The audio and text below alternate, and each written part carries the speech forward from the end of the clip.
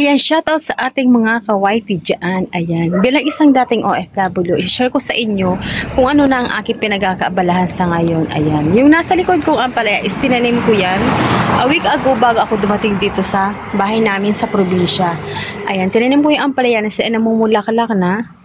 Namumulaklak na siya, at saka gumagapang na siya. Ayan, kung napapansin nyo, yun ay ginawa ko yung ano na yan, di ko alam kung magsasagsid yan. Basta malapit na siyang mamunga. Ayan. So, ayan. Bali, ito ang likod. Ito ang likuran ng bahay namin. Ayan, ituturo ko kayo dito sa likod ng bahay namin para mayroon kayong idea kung nasaan si Lenny. Ayan.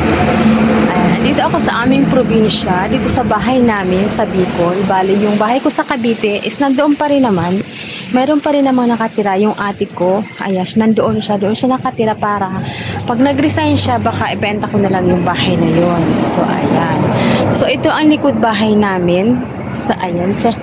Bali, nagsisiga ako doon. Nagsisiga ako kasi, masyadong malamok dito sa amin. Masyado siyang malamok kasi umulan. Umulan siya, tapos, so, ayan. Ayan ang mausok. Ayan ang bahay namin. Likod, ayan. Yan ang bahay namin. Yan ang bahay namin. Bali, nandito ako sa likod kasi merong kubo-kubo dito sa likod. Ayan. Ayan yan. Kubo-kubo yan. Pero pwede rin siyang tirahan. Pwede rin siyang tirahan itong kubo na to. Kasi dati meron nakatira dito. So ngayon is umalis na kasi siguro lumipat ng lugar na tirahan nila. Kasi nagtrabaho yata yung lalaki sa bayan. Ayan. Dito tayo dadaan. So, ayan, nandito ako dumaan sa ilalim ng gilid. Aray ko. Ayan, sumabit na ako. So, ayan, andito ako sa harap. Ayan, bali, yan ang pinakaharap ng bahay. Ng kubo-kubo na yan. Ayan, meron din siyang ganyan. Bali, kompleto din siya. Hindi ko lang siya pwedeng pasukin kasi madilim. Andun yung saksakan. May ilaw siya, pero ang pinaka-switch niya is nandoon sa bahay, sa baba. Diyan sa bahay. Ayan, yan ang bahay namin. Bali, yan yung likod. So, bali, dyan ako nang galing kanina. Ayan yung ampalaya. Ayan yung ampalaya. Yan, ampalaya yan. Yan, dyan ako nang galing kanina. Bali, umakit lang ako dito sa likod. So, ayan. Dito tayo.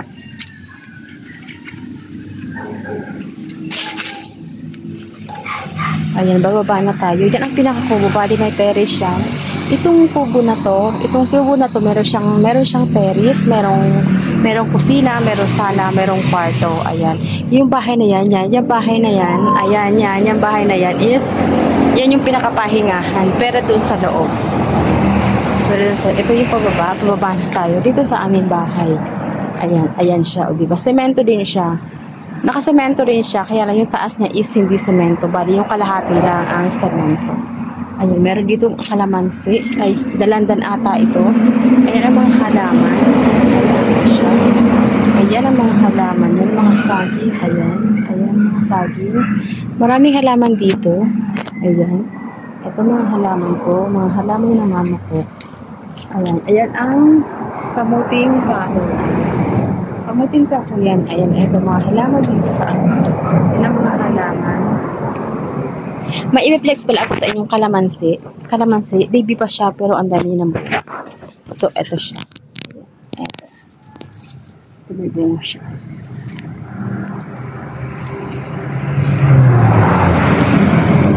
So, ayan ang kalamansi. Tsaka ito ang sili. Sobrang daming buka. So, ayan ang mga halaman. Ayan, likod bahay bali to. Likod bahay. Ito ay luya. Luya yan. So, ayan. Ito gamot to. Bali gamot ito sa yung pag may masakit ang siya niyan. Kaya gamot yan. Yung mga luya. Ayan. So, ayan. Ito ang likod ng bahay namin. So, ayan.